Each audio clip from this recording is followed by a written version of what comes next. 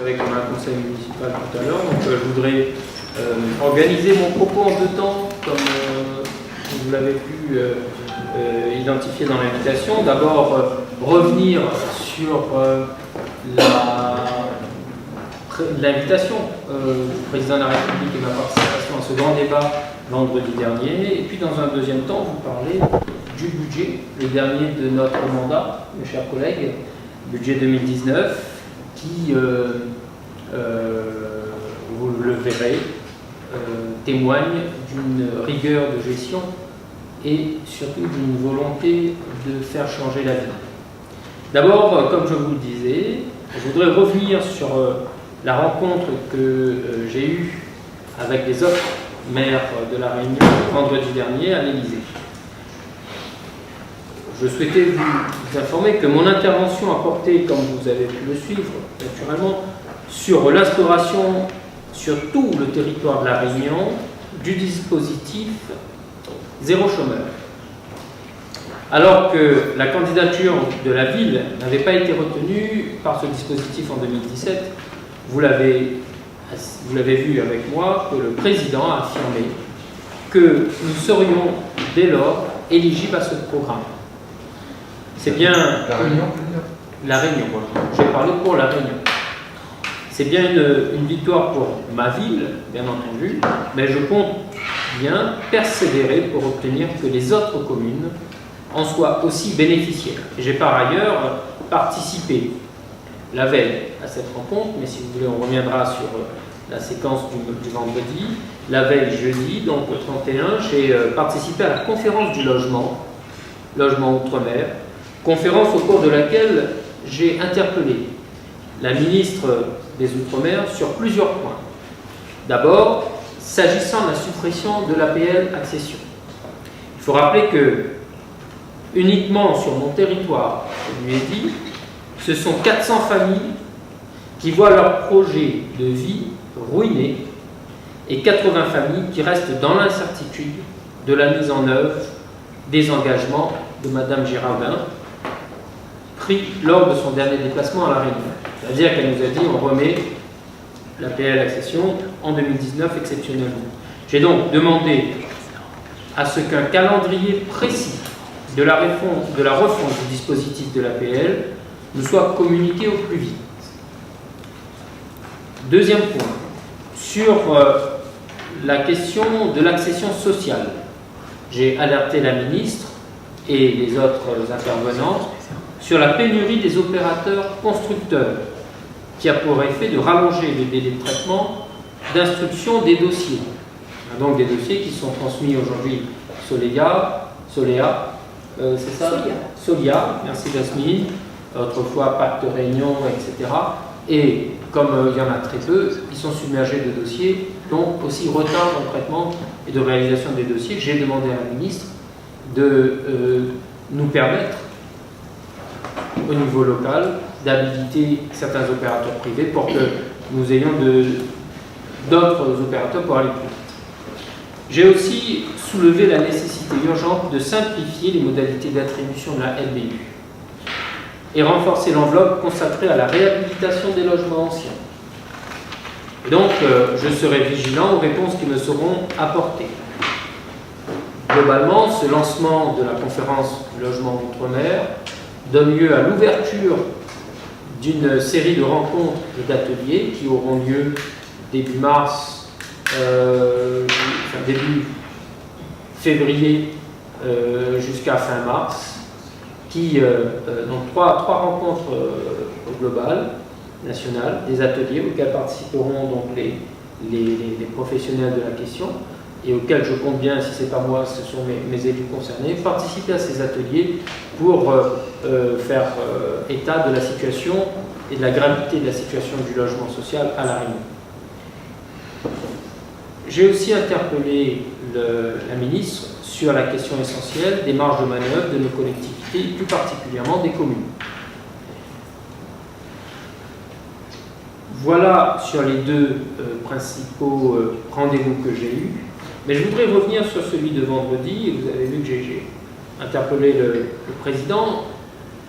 Ce que je retiens, c'est que nous, les maires, sommes tout à fait disposés à contribuer au redressement budgétaire de la nation. On est prêt à étudier, travailler à la mise en œuvre des réformes, à condition de savoir où on va. Or, il est bien entendu, et vous l'avez entendu dans mon propos, je ne perçois pas, moi, quelles sont les ambitions nationales du gouvernement, en tout cas, pour La Réunion et pour les Outre-mer de manière générale. Je vais prendre un exemple. La diminution de la DGF, cumulée à la suppression de la dotation de solidarité au niveau intercommunal, aujourd'hui nous mène au bout de l'exercice en ayant le sentiment de porter le chapeau, voire même de faire le sale boulot. On nous enlève les crédits et on nous demande parallèlement d'en faire plus. Pour résorber le déficit public, l'État contraint les communes à fragiliser leur structure financière. Qu'est-ce qui nous reste comme outil pour financer notre politique? Le levier fiscal. Mais si le levier fiscal que nous avons tous peu ou prou utilisé, nous les maires, a pu fonctionner à un moment donné, il est irresponsable aujourd'hui de l'utiliser encore et encore compte tenu de l'état de pauvreté de notre population. On est arrivé à la limite de l'utilisation de l'outil fiscal. Et c'est d'ailleurs une des grandes revendications du mouvement social qui secoue notre pays. Trop d'impôts, trop de taxes, et on voit bien que la population n'est plus du tout dans le consentement naturel à l'impôt. Qu'est-ce qu'on fait de nos impôts? Où va notre argent? Comment, moi qui paye l'impôt, je suis protégé en termes de couverture sociale, en termes de protection de ma cité, en termes d'amélioration de mon cadre de vie. Nous sommes chacune et chacun de nos communes respectives des premiers remparts, comme vous le savez, de la cohésion sociale de notre pays. Or, on nous prive des moyens matériels et financiers indispensables à l'accomplissement de nos missions. Globalement, plutôt que de renforcer la muraille, on nous sape la base. C'est pourquoi il me semble nécessaire aujourd'hui et urgent de lancer une réflexion tout de suite sur les moyens financiers et notamment la contribution foncière des entreprises pour que cette contribution soit davantage en corrélation avec le niveau de pauvreté des territoires par le biais d'une péréquation qu'il appartiendra de déterminer à l'échelon local. Ce que je veux dire par ces mots, c'est que nous avons un système de contribution foncière des entreprises dont le produit va au TCO uniquement, à l'intercommunalité de manière générale, et la commune qui y contribue le plus récupère le moins, ou en tout cas dans des proportions moindres. On va me dire, c'est la, comment on appelle ça, la solidarité communautaire. Mais cette solidarité communautaire a ses limites, et nous la vivons aujourd'hui. Donc il me semble que la commune qui aujourd'hui fait vivre le plus le foncier économique soit beaucoup plus bénéficiaire des recettes issues. Donc c'est un système de péréquation. Il ne s'agit pas de faire plus pour le port au détriment d'autres communes comme Trois-Bassins qui contribuent le moins. Il s'agit de repenser les calculs de cette solidarité communautaire. Idem, au niveau national, je pense que le mode de calcul de la dotation globale de fonctionnement doit être revu parce que aujourd'hui, compte tenu du système qui est posé, on ne peut même pas caler notre budget chaque année de manière définitive puisqu'on a les recettes de la visibilité uniquement au mois de mai. Donc quand il faut voter le budget en février-mars, on ne sait même pas combien de recettes on va avoir. Donc autant de cadrage, de calage nouveau qu'il faut avoir. Et c'est une réflexion qui nous est demandée d'avoir et je compte bien sur un travail collectif de tous les maires, de toutes les collectivités pour que nous puissions arriver jusqu'au bout. Et ça me permet d'aborder le deuxième point de cette rencontre parisienne. On a bien entendu le discours du président qui nous invite, nous les ultramarins, à lui faire des propositions très concrètes pour le développement de nos territoires et en même temps, il nous renvoie des responsabilités de notre situation. Je prends l'exemple, par exemple, de la surrémunération. Il nous dit qu'il faut poser la question de la fin de cette surrémunération. Je n'étais pas du tout d'accord avec lui et je lui ai fait savoir pendant cette séquence, même si ça n'a pas été, c'est pas apparu en direct, parce qu'il faut savoir que 650 millions d'euros qui sont injectés dans notre économie vont être retirés. Mais imaginez ce que l'économie réunionnaise ressemblera avec 650 millions d'euros en moins. En revanche, je note dans sa proposition qu'il s'agit bien de répondre à l'invitation du président à nous faire bouger nos réflexions pour élaborer un nouveau projet de développement pour la Réunion. Il l'a dit, faites-moi des propositions, et à ma question, est-ce que vous avez des ambitions pour la Réunion, il me renvoie, mais vous, quelles sont vos ambitions pour la Réunion? Je l'ai interprété comme ça. Et c'est donc une démarche que j'entends et qui me semble intéressante à développer. Donc, il s'agit bien de répondre à l'invitation du président en élaborant un nouveau projet de développement pour la Réunion autour du progrès social, de la consolidation du dynamisme économique et de la création d'emplois, tout en préservant le cadre de vie, de l'environnement et en contribuant à l'épanouissement de chacun. On a donc, je pense, un temps zéro aujourd'hui d'une base de réflexion. Quel avenir les Réunionnais veulent pour leur pays, leur territoire. Non pas en considérant que, comme d'autres, peut-être, ont pu faire jusqu'à présent, l'État donne à nous, laisse pas nous, lâche pas nous, donne à nous, lâche pas nous. Je pense qu'il y a une réflexion qui est donnée aujourd'hui, qui est de dire comment nous, Réunionnais, nous, partis politiques, en tenant compte des acteurs politiques nouveaux qui apparaissent au fil de l'actualité, qu'est-ce que nous souhaitons aussi pour notre avenir, pour notre développement. C'est une question importante qui aujourd'hui ne va pas donner lieu à des réponses de ma part immédiatement, mais quoi qu'il en soit, je prends comme une volonté de lancer les bases d'une vraie réflexion du développement réunionnais aujourd'hui. Sur quelle base, avec qui, comment, pourquoi. C'est capital parce qu'on a toujours prôné la responsabilité des Réunionnais. Je crois qu'on est dans la prise de responsabilité des Réunionnais pour leur avenir. Rapidement, voilà ce que j'ai retenu de cet entretien. Il ne vous a pas échappé non plus que, comme je l'ai dit, moi ce que je souhaite, Monsieur le Président de la République, territoire zéro chômeur, dispositif qui existe, les acteurs sont prêts, les outils, les évaluations, les études sont prêtes. Allons-y pour mettre ça en place sur tout le territoire de la Réunion. C'est un dispositif qui fonctionne avec appel à projet. Nous-mêmes, on est prêts, on va en lancer un sur tout le territoire du port et utiliser notre ingénierie pour aussi l'apporter sur d'autres territoires de la Réunion. Compte tenu de la situation du chômage aujourd'hui, j'ai entendu un président de la République qui me dit on a les crédits qui ont été votés dans le plan pauvreté et donc il s'agit de les mobiliser en faveur des demandeurs d'emploi et le développement économique. Sur le deuxième point de mon intervention cet après-midi, on a un conseil municipal tout à l'heure, le premier de l'année 2019. Je souhaitais aborder avec vous la question naturelle et normale, en tout début d'exercice, le budget 2019.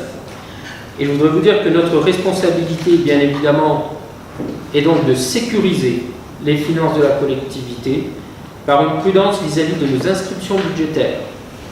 Celle-ci se traduit par un réalisme respectant strictement notre capacité d'investissement qui est aujourd'hui fixée à 10 millions d'euros par an.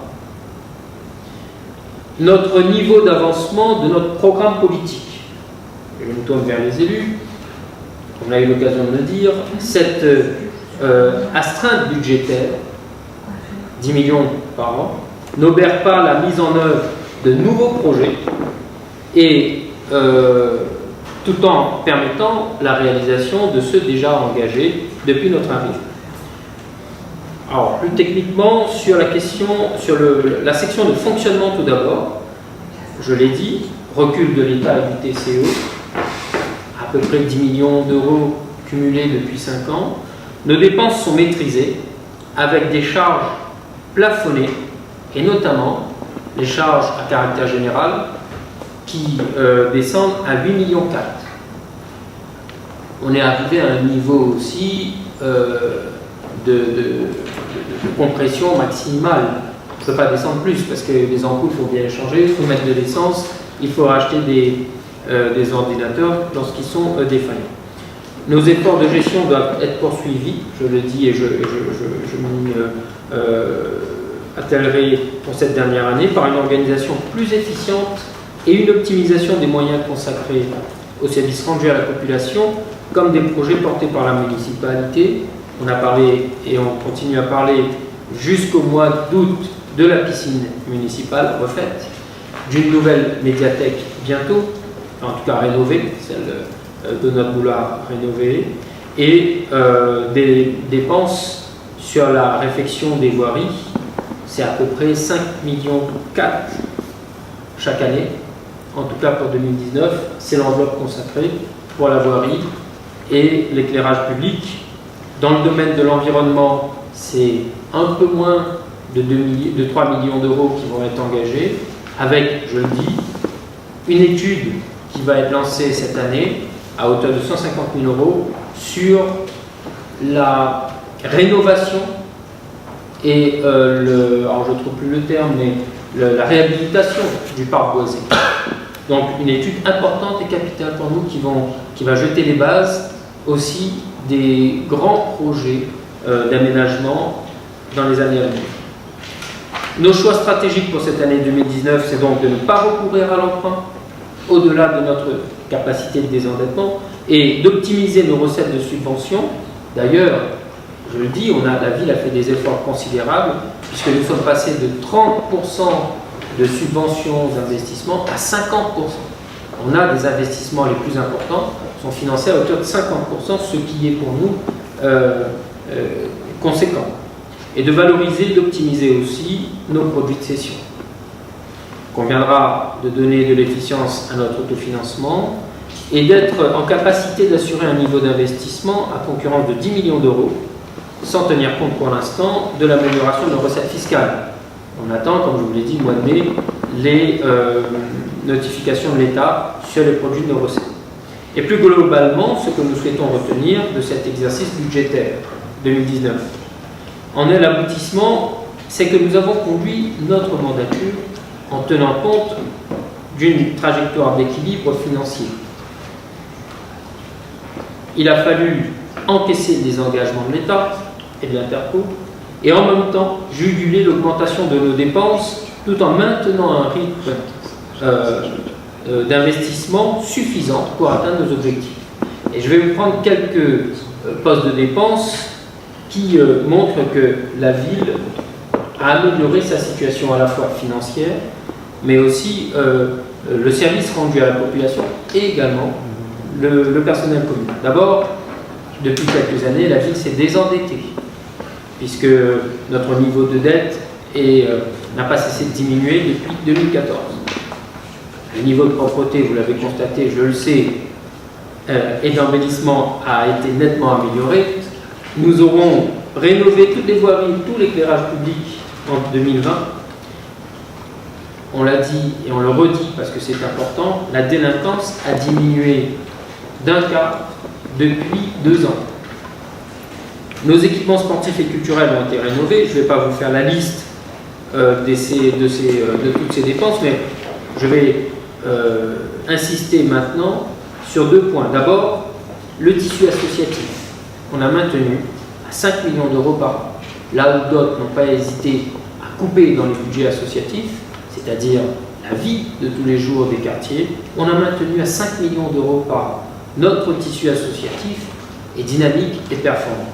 Et je reprends les exemples que j'ai pu citer dans cette même salle il y a quelques jours, les résultats historiques que nous avons faits sur le football, mais également sur la natation, sur le hand féminin. Donc autant de titres qui montrent que la ville reste une ville, la capitale, une des capitales sportives de notre territoire.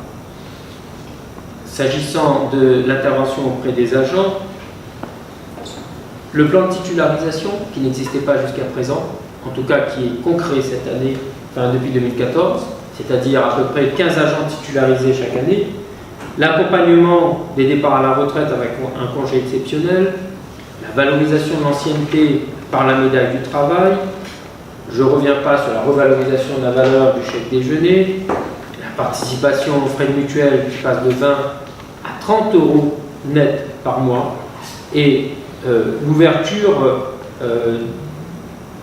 d'une modernisation aussi de notre administration par la capacité à organiser le télétravail pour beaucoup de nos services. Nous allons donc poursuivre ces efforts avec la mise en œuvre de la réforme du régime indemnitaire qui rentre en action, j'ai envie de dire, cette année. Et tout cela n'a pu se faire, bien sûr, que par le maintien d'un budget équilibré, sincère et maîtrisé. C'est le travail de toute une équipe, celui que chaque conseiller municipal, de chaque adjoint, chacun dans sa délégation, associé à une administration compétente, il faut le dire, et bien sûr impliqué. Et tous ont eu pour seule ambition l'intérêt général de la ville du port et des portoirs. Notre action publique s'adresse aux portoirs d'abord, comme vous le savez. Je vous remercie. Si vous avez des questions, bien sûr, je serai ravi d'y répondre si j'ai la réponse.